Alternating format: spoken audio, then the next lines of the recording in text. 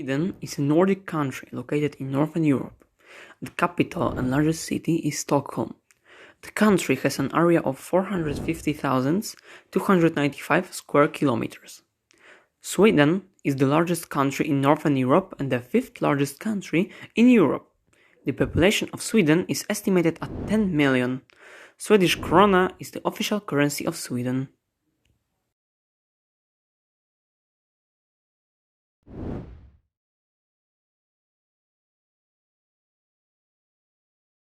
So, could you at the start introduce yourself to us, please? Well, I am from Sweden, of course. I am a former teacher of languages, of English and German, and now I work as a part-time guide in my area here. What are the most important history moments of your country? It's been fun to think about it, actually.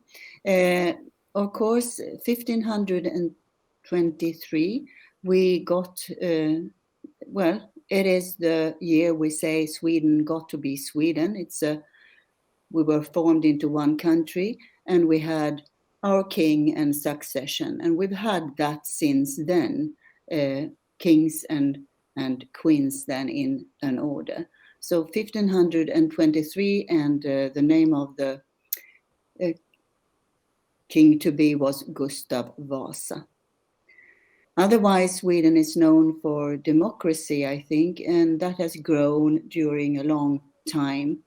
We are proud of that. But it was difficult to find a date for it. It starts very early. So, who are the most important people from your country's history and culture? I would say that we have, for example, Carl von Linné. He is the one who sort of gives an order to flowers and a system for that, which is used all over the world. And also a more modern name is Kamprad with IKEA, also widespread across the world.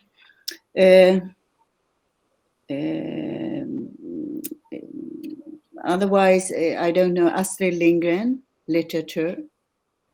You know her with Pippi Longstrump and her stories. Otherwise, popular or important people has many to do, if we are modern, with music, with ABBA and groups, Avicii and those names that I'm sure you know of as well. So music, I think, is very an important export for Sweden, with many names. Also, when it comes to sport, like Björn Borg and Zlatan, perhaps, you know those names. But literature, I would say, well, perhaps that comes later, but mainly, well, I don't know if the world knows them, men Strindberg, August Strindberg, is one very well known in Sweden. Important literature of Sweden. Well, I mentioned Astrid Lindgren. Yes. That is literature. And of course, we have, I would say that there are many, today, Sweden is famous for crime novels. We export many of those to the world, like Mankell and Nesser, like, a melancholy type of crime novels, which Sweden is famous for. So, what is the most popular or your favorite dish that originated from your country? Well, have you eaten köttbullar? I haven't eaten that. I haven't eaten that. No, Probably. but it is. It's also exported. It's small meatballs, really, köttbullar, which are very popular, and IKEA sell them. And well, also we have the smörgåsbord, which Sweden is famous for. We have exported two words from the Swedish language, and one is smörgåsbord, which is a lot of dishes that you can take from. Smörgås is just bread and butter, but here there are different dishes, really. And also the other word is ombudsman, which is, someone who works, who represents workers. Those two words are sold to the world or given to the world. But meatballs, right, that is the most famous dish. Special holidays traditions in your country, how they are celebrated? Well, we have, for example, the most important holiday, Christmas, of course, but that is celebrated in many countries. But we have Midsummer. Midsummer is in the end of June, around the 20th of June. And then I think everyone celebrates. We have a maypole, we dance around it, we sing the same songs, we drink schnapps, strong drinks, and eat herring and potatoes. And everyone does about the same. It's a holiday and a celebration for young and old. And also the other one, which is quite special for Sweden, is Lucia on the 13th of December.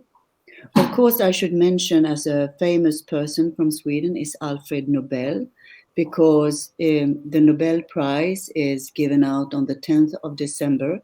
And on the 13th of December, we celebrate our Lucia. It's young girls mainly who come and sing in white dresses and with candles in their hairs, and beautiful songs early in the morning. And it is the darkest period in Sweden.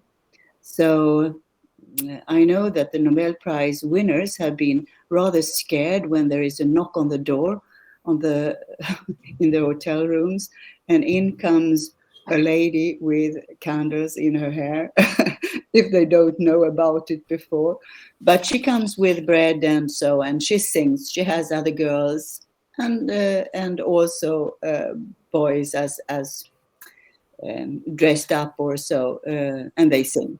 So Lucia on the 13th of November and Midsummer. Okay. Okay. Apart from Easter holiday and Christmas holiday and those regular ones.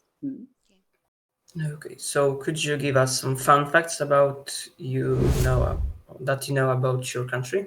Yes. For example, we have 350,000 elks in our woods.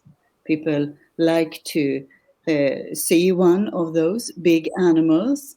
And also we have, the Vikings. The Vikings are said or are depicted with horns, but in real life, there were no horns on their helmets. So that is fake. It comes from German operas in the 19th century. They put horns on their helmets. And we have a word which is quite special for, when you say in English, it's just right. We have a word called lagom.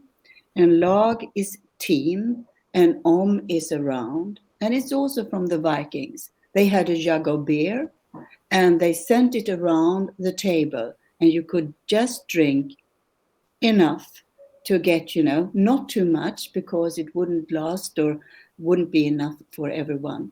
So when it goes around and everyone got a sip of beer, so that is lagom. And when we say in Sweden that something is lagom, we know it is exactly right, not too much and not too little. And I think we are the only ones, the only country that has a word for it. And any additional information that we want to say? No, not really. We are, as I said, you meet Sweden much today in music, like in Spotify. There are many young people who are start companies, and it has to do with gaming and with music, and so many times we don't know who is behind it, but it is a great development here in Sweden with new areas to develop. Okay. Okay. Okay. I think that for the interview that's enough, and thank you so much Okay. for answering.